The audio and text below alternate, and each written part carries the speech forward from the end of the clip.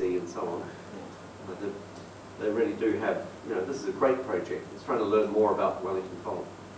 And there was a time when we only knew of 2 events, but we now know of more than 6, maybe 8, certainly 6 events. Hardly statistical, but a lot better than 2 events.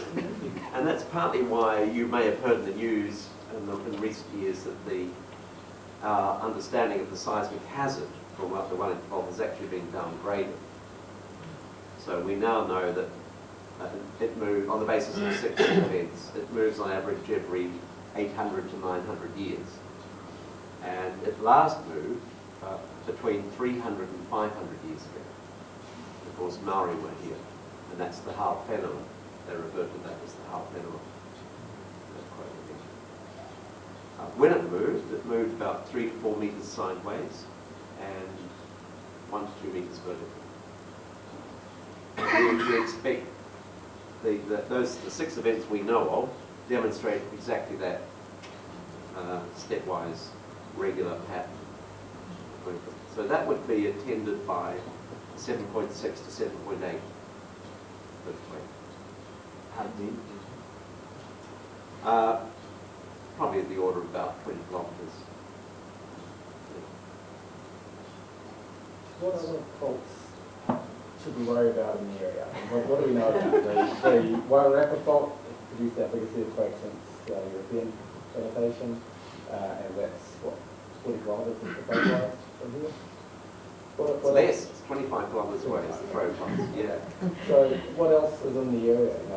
There are splinter faults all over the place, there's the Haru fault. Yes. What else do we need to consider? Well, good question. The Wairarapa fault, we know a great deal about that. We know of more than 25 events on the Wairarapa fault. So that's a lot, that really is statistical.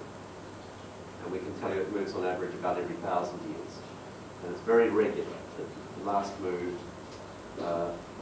January 23rd, 1855. And this is the biggest fault movement on land recorded in historic times anywhere. It's phenomenal. 19 meters sideways and 6.5 meters vertically. Astonishing. And it ruptured over a distance of about 150 kilometers. So that's the Wairarapa fault. Seriously, we don't need to worry about it. It's not going to move for another 900 odd years, based on what we know. The Oharu fault, there are 5 steep reverse strikes they're called transpressional because they move more sideways than they do vertically. So there's this shearing effect, which is profound right through the Wellington region. So all these faults are subvertical and have this phenomenal shear component on them. And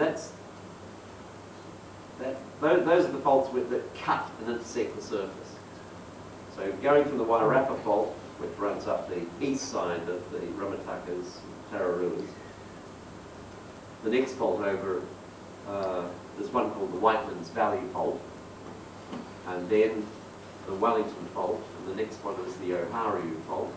And the Oharu Fault is 2.3 kilometres from my house. And that's the one that is responsible for Horirua Harbour. Why Horirua Harbour is there. And it runs all the way from the coast of Cook Strait right up under Bishop Viard College and trundles on under the bridge at Clifton and on the distance up Transmission Gully. And then the next one over is the Shepherd's Gully Pokirua Bay Fault. And that's responsible for that very straight segment of coast from Pokirua Bay up to Paikakariki. Now those faults don't move very often. They don't have a high rate of frequency. So the recurrence on those faults is much less than the Wellington Fault and the Wairarapa Fault.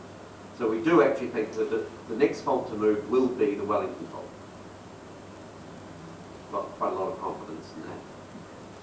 I've got confidence in my colleagues, so Do you think it's going to shift then? What's your prediction? Well, as I said, it last moved 300 to 500 years ago.